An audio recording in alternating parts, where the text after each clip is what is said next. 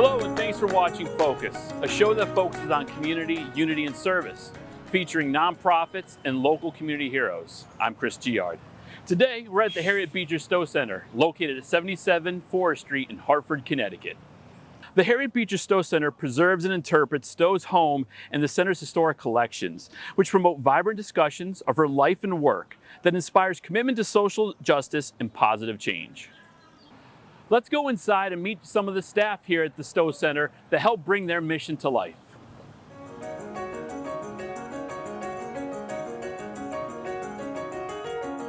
All right, so now we are on the back porch of the Harriet Beecher Stowe house. And with me is Anita Durkin, the Visitor Experience Manager. Thank you for being on Focus.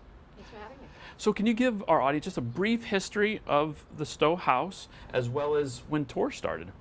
Absolutely. So this was Harriet Beecher Stowe's last home. She came here at the end of her life until she passed away at the age of 85. It was owned for a time by her great niece, Catherine Seymour Day, who established us as a museum. And so we've actually been open since 1968 and have recently done a reinterpretation that's been going on since 2017. So these are the tours we currently do that are interactive and conversation based. Excellent. And this is where the tour actually, after people get to the visitor center, this is where it actually starts the tour here, right? Right, exactly. I mean, we always talk as we come over from the visitor center, Sure. but this is the entryway into the house, yes. So I guess that's our cue to go in and take a look. Absolutely, let's go.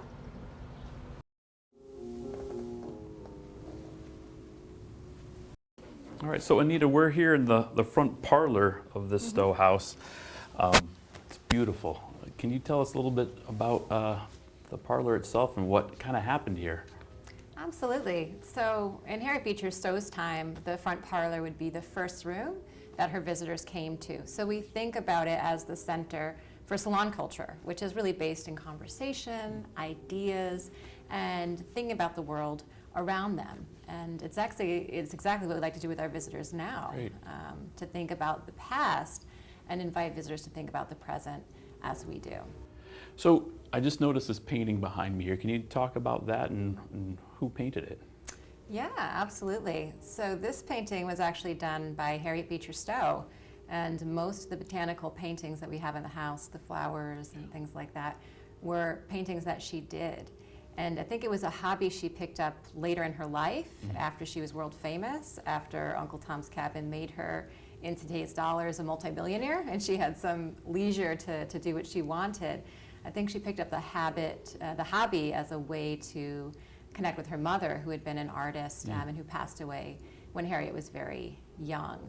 And motherhood and her own identity as a mother was very important to Harriet. It's really the reason why she writes Uncle Tom's Cabin in a lot of ways, is thinking about her experiences with her children and the privilege of her motherhood, and then recognizing that Black mothers just over the border in Kentucky are not getting that privilege themselves.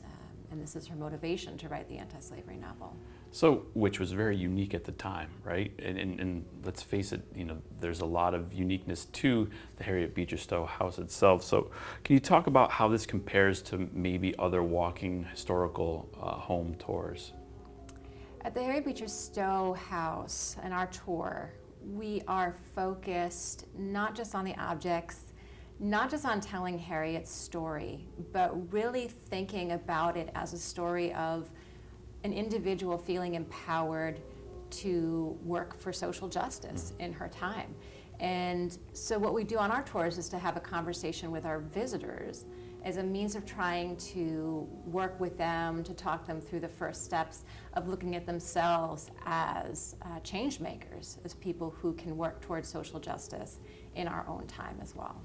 So I know the state of Connecticut has a summer at the museum program offering right now, and is that something that the Stowe House and Center participates in? Yes, absolutely. And it's wonderful to have children in particular. It's, I think, one of the most important parts of our work here, to have all ages, but especially K through 12 students coming in and talking with us about a history that is at once traumatic and infuriating, but giving them the way and the means to understand and to find themselves empowered to look for ways to make change in our own time. And for kids to have that moment of, all right, I can do something, I can make a better world now is really incredible.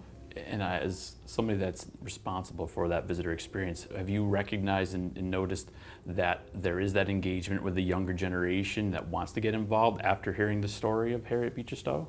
Absolutely. We have a lot of kids who come and are already involved in activist work in some way, who are working on projects at school or in their community, some who have been doing historic research and trying to find stories that have been from history that have been hidden or repressed, and we find that really, we're inspired by our visitors as much as we hope visitors are inspired by us, and children in particular, among those most inspiring. So the front parlor is just one of the beginnings of the visitor experience here, and there's a lot more. What would you encourage people to come out and see the rest of the tour? What's something they can find that's going to be really interesting for them, that they have to see themselves? I think more than anything that it's a tour experience that is really shaped according to what they want to know, what they think is interesting. So we have lots of objects. About 85% of what we have in the house either came from Harriet or from one of her family members. So we can see her things, we get a sense of her, but that visitors can really put themselves into the story and think about where would I have been in Harriet's time, where am I in my own time? And that's, I think that it's hard to find that experience anywhere. It's not a typical museum, if you would, then, if you think about it. So. Well, Anita, thank you so much for your time, and I know for the viewers of the show, we've gone to several museums, and to me, the Harriet Beecher Stowe Center and the house itself, and it's really a hidden gem of our state. It's not hidden, but it's in a great spot in a city that you wouldn't think this historical context is right living in front of us still. So thank you for all the work that you do to bring that to life for the visitors here. Thank you. It felt so personal in that every single one of us can take action against this, can be part of the change.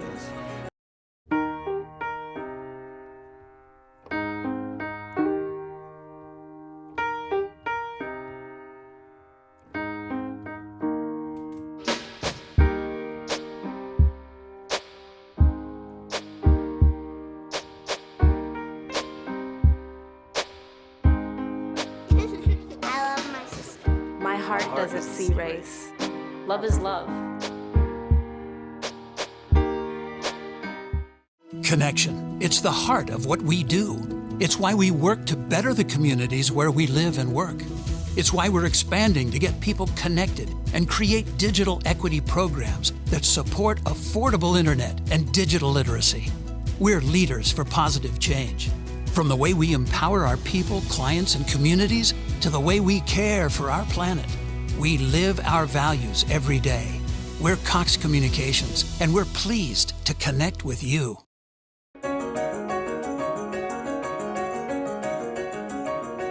All right, I'm here with Kat White, the Director of Public Programs at the Harriet Beecher Stowe Center. So Kat, tell me a little bit about your role at the center here.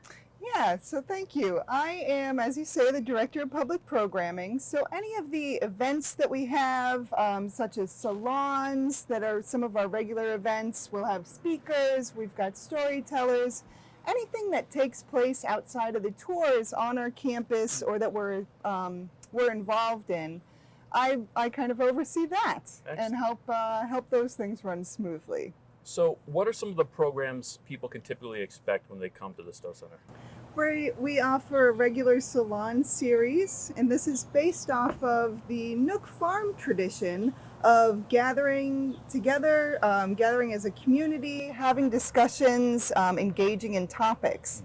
And so our salons at Stowe are held regularly. We try and do about 2 a month. We also have our Stowe Prize coming up, and that is going to be in September. Our Stowe Prize is our annual book award, and it recognizes an author whose work of adult fiction or nonfiction illuminates a critical social justice issue. And I know Harriet Beecher Stowe was obviously ahead of her time when it came to social justice issues. So let's talk about some of those previous Stowe winners and what you're expecting for this year's prize. Yeah, we've had really fantastic Stowe Prize winners. This year is our 9th winner. Wow. So in the past, our authors have engaged in topics such as criminal justice reform, women's rights globally, reparations, as well as how history is taught and engaged in education systems, issues of housing and poverty and economic justice. This year's prize winner is Dr. Ruha Benjamin for her book, Viral Justice. And what's really exciting about this book is Dr. Benjamin, illuminates the ways that large social justice injustices impact our everyday lives, but then offers really actionable ways to resist those injustices, to take action. And it felt so personal in that every single one of us can take action against this, can be part of the change. Now, can everybody be involved in September? What is the event like for the prize winner? Yeah, there's 2 events this year. The first, which is going to be on September 21st, is a ticketed fundraiser event. And that's important because that fundraising does help us keep this work going that we do at the Stowe Center. That's going to be here on our lawn. Everyone's certainly invited. You can buy tickets on our website, Which is? stowecenter.org. And the second evening is a public program, and that is free to everyone. That's going to be across the street at the Emmanuel Congregational Church. And each of these nights will feature a lecture by Dr. Benjamin about her work, and also a Q&A section that will follow. So it's a really great opportunity for people to come to engage in this social justice work. At the public program as well, across the street on the 22nd, there's going to be a social justice fair beforehand. Wow. And that's going to include organizations local to Hartford to really allow people the opportunity to get involved in the work that's being done right here. Excellent. Is anything else on the programming side you'd like to add before we go and take our next part of the tour of the Harriet Beecher Stowe Center? Let's see. I think it's just one thing that we want to say is we are absolutely building on our reputation as a social justice museum. We're going to be focusing in on local organizations, building our relationships with community organizations and partnerships and collaborating. So it's a lot of very exciting things. We're going to be very rooted in our community. Well, Kat, we're in the middle of summer right now, but I know there's a lot of great programs that are coming up in the fall and winter. Would you like to talk to us about that and what's offered? Yeah, absolutely. We're going to have a lot of really dynamic programming and a lot of events going up. Our calendar is very quickly filling. Great. So I would encourage everyone to sign up for our newsletter, to follow us on socials, our Facebook and Instagram, or to regularly check back on our website, and that's where you'll get the latest news, the latest events. Awesome. Kat White is the Director of Public Programs here at the Stowe Center. Thank you so much for your time. Thank you so much, Chris. And in between and surrounding the Stowe House, the Visitor Center, and the Day House is this 2.5-acre landscape. It's gorgeous here, by the way. Right, it's gorgeous. There are 16 million children struggling with hunger in America. That's 1 in 5 daughters, sons, neighbors, and classmates who don't know where their next meal is coming from. Yet billions of pounds of good food go to waste every year. It's time we do something about it. Feeding America is a nationwide network of food banks that helps provide meals to millions of kids and families in need. Visit feedingamerica.org to help them feed even more. Together, we can solve hunger. Together, we're feeding America. You can talk to me if you're feeling sad. Thanks for hearing me out, bro. Whenever you need to talk, I'm here, okay? If I could be you, and you could be me for just 1 hour, shoes. Walk a mile in my shoes.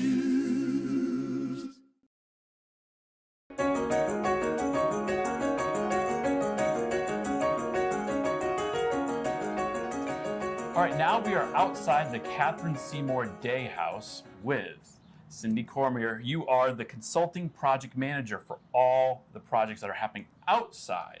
So let's start off in your role and what you do specifically. Well, thank you so much for queuing that up, Chris. I've returned to the Stowe House, the Stowe Center, having restored with the team here the Harriet Beecher Stowe House back in about 2013 to 2018. Okay. And that was about a $3 million project. Wow. This project is also more like a $4 million project, because the Catherine Seymour Day House, which is the largest building on the property, is one of the buildings we're restoring this go-around, along with the Visitor Center, which was the former carriage house. Okay. All right, and in between and surrounding the Stowe House, the Visitor Center, and the Day House is this 2.5-acre landscape. It's gorgeous here, by the way. Right, it's gorgeous. And we want it to be even more gorgeous and even more welcoming for all people, neighbors, visitors, and people with all abilities. So to make it more accessible, I know you guys are under an ADA compliance project here, but specifically to make it a barrier-free campus, right? So can you kind of explain to the audience what that means and what that entails with the work that goes on? So from the driveway needs to be widened so that buses can get in, and the turn radius. And then buses and vehicles that support people with mobility assistance devices. Sure. So they can come right in here, unload here. The driveways will be smoothed and widened. All the bluestone pathways on the property they're all original bluestone, so we're recycling them, but we're lifting them, widening them or turning them. Right now they're only 3 feet and they need to be 5 feet. Sure.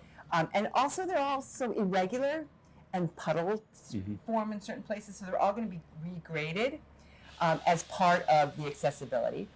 Access to the Visitor Center, which is where all visitors start their tour. Okay. The grading will be such so a person in a wheelchair or a person pushing a baby carriage can just stroll right up. There'll be doors that open with a push a little button and open up, and you'll get, and the turning radius and everything is being considered and appropriate for people with wheelchairs. Inside there'll be a restroom that they can use. Right now, if you're a person in a wheelchair, we have to send you over to the Mark Twain House to use their beautiful ADA compliant restrooms.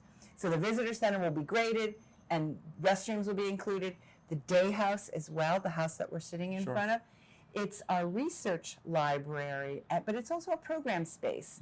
And so we will be grading up to the side door. We can't change the historic look of the front door because this is really, preservation is what we want to maintain the look, but the side door will be graded and you'll have an access to the building that way. There is an elevator in this building that will get you up to the research library, and then there will be a wheelchair accessible restroom here as well. And that's got to be a delicate balance when you're talking about making everything accessible, but keeping the historical preservation aspect. What are some of the challenges you face? Well, it's really, it's critical. So we work with the State Historic Preservation Office, they're called SHPO, and we work together with their architectural historians and the man who we've hired to do the job with us, our architectural historian. His firm is called Cross Key Architects. They're based on Main Street in Hartford, and they've restored numerous historic buildings in and around So they've got town. a lot of experience here. Lots of experience. Okay. So when we work with the Historic Preservation Office, they like our architect. They know he has our back. He's thinking about ways to work within the historic fabric. Now I know we're sitting on the front porch, but there's a lot of work that's going to be going on in the back area. Can you speak about Harriet's backyard and what's going on there? So part of the accessibility, when we're not open, and we're not open all the time, we want people to feel like this is a welcoming place that they can come, listen to the birds, watch a bird taking a bath in the bird bath. I want to actually install wind chimes. It's an amazing space. And people don't have access, many people don't have access to green space. And it's calming. It's good for your health. And you're right here in the city, too. Right here in the city. Buses go up and down. There's people who congregate over there. We want people to congregate here. Hartford Public High School's over there. So people walk through our property. But we are going to be installing benches. We're going to be installing lighting. There'll be a few more pathways into the property. And then there'll also be some information that people can access that will tell them a little bit about Nook Farm, and what happened here and who lived here before. Now, this is a very large project, and I know this is not something you do just, there's got to be a lot of fundraising that goes on. Is this something you can speak to? Or Yes, absolutely.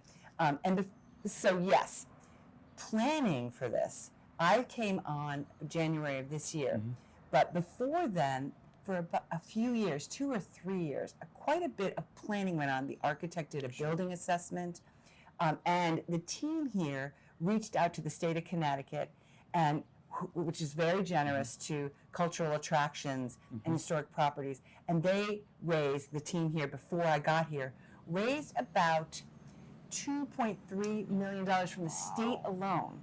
Then the federal government, through the National Endowment of the Humanities, supported us with about a $400,000 grant.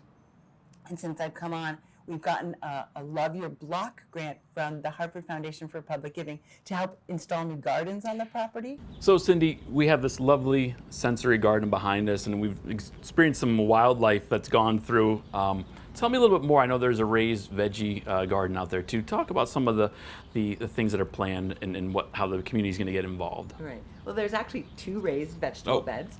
And we're working with Knox Foundation. They're a local organization that's also committed to making Hartford a greener city. And they plant all sorts of things all around the city. They're helping us plant these raised vegetable beds, and our volunteers will help as well. And what is cultivated from them will be made available to people who walk through on the property. And in addition to the fruits and mostly vegetables that come out of it, we're going to also install a little free pantry and a little free library. Very cool. And we have a local artist, a high school student, who's going to design that too. So that will be on Forest Street, right behind us over there. So as people walk by, they can grab a book, they can grab a canned good. And when they come onto the property, they can sit by the vegetable garden, they can look and see what's growing, there'll be a little bit of information there, and we'll be gathering those vegetables and making it available to whoever wants it as a community resource. And I know you mentioned your volunteers. We're all about getting volunteers and engagement. Is there something you can recommend for people that are watching this that want to be involved, and how would they become a volunteer at the Harriet Beecher Stowe Center? Well, many of our volunteers are garden volunteers. Okay.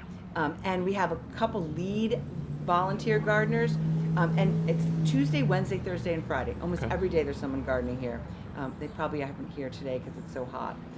But under the direction of a lead gardener, you would be weeding, planting. The sensory garden was designed and planted by a volunteer. Wow. So the sensory garden, the plants in the sensory garden were meant to stimulate the senses. Bright colors, interesting textures, and then again that bird bath, so there's some sound. Sure. And that touches people in a whole variety of ways, and we're actually encouraging people to feel some of the plants in there and smell. The pollinator garden is going to attract native bees and birds and be planted with native plants that don't require the fussiness that some of the plants and the formal gardens in the front of the house evoke. So Cindy, we've been talking a lot about all the green aspect of the Stowe Center and the yard here. Can you talk about the green space in the Asylum Hill and the connection of what's going on here in Hartford? This spot is a bit of a rarity. Hartford is blessed with many parks, but right in this neighborhood there isn't much lawn space where people can actually come out. So that is another part of why we want to improve the lighting, get more benches, make it more of an attractive space that people can come and bring your lawn chair and bring a picnic. We really want to encourage that. So not only is it a place to come and learn, but it's a place to relax and enjoy the beautiful architecture as well as the grounds you have put together here. And I know I'm enjoying it thoroughly, so thank you so much for showing us. Is there anything else you'd like to add before we move on? One other thing, next to the visitor center, which is, there'll be beautiful entryway. To the side of the visitor center, right now there's a small bluestone patio that's ringed by a fence that's been designed after a historic pattern. It's about 120 square feet. It's going to be tripled in size. So it's going to be what we're calling the outdoor classroom. It's going to have built-in benches. It's going to have a sailcloth for shade. It's going to be a permanent and large gathering space that will be able to have programs out there. But it will also be a place where, after people tour these properties, they can come and sit and relax. Students can come sit and enjoy. So that it will be the largest kind of seating area on the property and completely new. Well, I know I'm looking forward to seeing it when it's all completed, and I know we'd love to have other people come out here and visit. So Cindy Cormier is the Consulting Project Manager for the Harriet Beecher Stowe Center. Thank you so much for your time. Thank you, Chris. I really appreciate it. And I do hope people come out. It's fun to watch the work in progress. Yes. See it now and then see it later. It should be all done by next winter. Next winter of 2024. Right, so yes. Okay. Yes. We'll hold you to that. All right. Well, that wraps up this episode of Focus. I want to thank the staff here at Harriet Beecher Stowe Center that took time out to show us what truly makes this place amazing. On behalf of myself and Focus, thank you for watching, and we'll see you next time.